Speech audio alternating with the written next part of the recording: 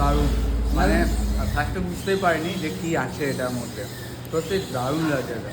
মানে তোমাদের যদি এরকম সুইটের ক্রেভ হয় তো এটা বেস্ট অপশন। চকলেটি ফ্লেভারের সাথে যেতে মানে এটা মিক্সচারটা একদম মিক্স হয়ে গেছে না, তাই জন্য ফ্লেভারটা খুব ভালো লাগে।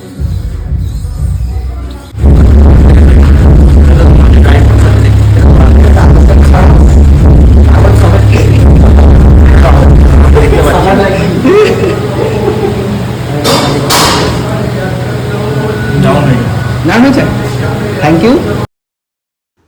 রিভিউ শুনে বুঝতেই পারলেন জিনিসটা মোটামুটি সবারই পছন্দ হয়েছে, সবাইকেই খাইয়েছি। সবাই তো আর ভিডিওতে আসেনি, কিছুজন এসছে, ওরা বলেছে খুবই ভালো হয়েছে। তো কি বানিয়েছি সেটা পরে বলছি, কী কী লেগেছে সেটা বলি। রোস্টেড চানা, কোকো পাউডার, ভ্যানিলা এসেন্স আর খেজুর, আর একটু আলমন্ড আর একটু পেস্তা আছে। সেটা কোথায় ব্যবহার করেছি সেটা বলছি। তো খেজুরটাকে আমি কী করেছি, ভালো করে ধুয়ে বীজ ছাড়িয়ে ভিজিয়ে রেখেছিলাম। এই পেস্ট বানানোর সময় একটু খেজুর ভেজানো জলই ব্যবহার করেছি, অল্প, বেশি দরকার নেই। বেশি লেই মতো হয়ে গেলে বাজে লাগবে খেতে, একটু টাইট থাকে যেন, সেভাবেই পেস্ট করেছি।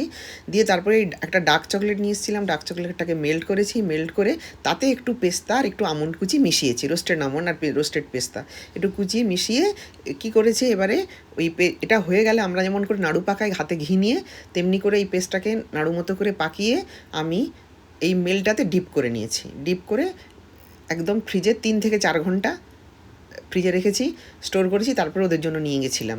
এটা তো আগেরটা, ওদেরটা আগে দিয়ে এটা পরে দিচ্ছি। এটা একটা প্রোটিন বার, খুবই ভালো, খুবই এনার্জেটিক, এবং যাদের মিষ্টির ক্রেভিংস হয় তারা এটা বানিয়ে রাখতে পারেন, এটাই খাবেন। কোনো মিষ্টি খেতে ইচ্ছে করবে না, যথেষ্ট সুন্দর হয়েছে, দেখেই বুঝতে পারছেন।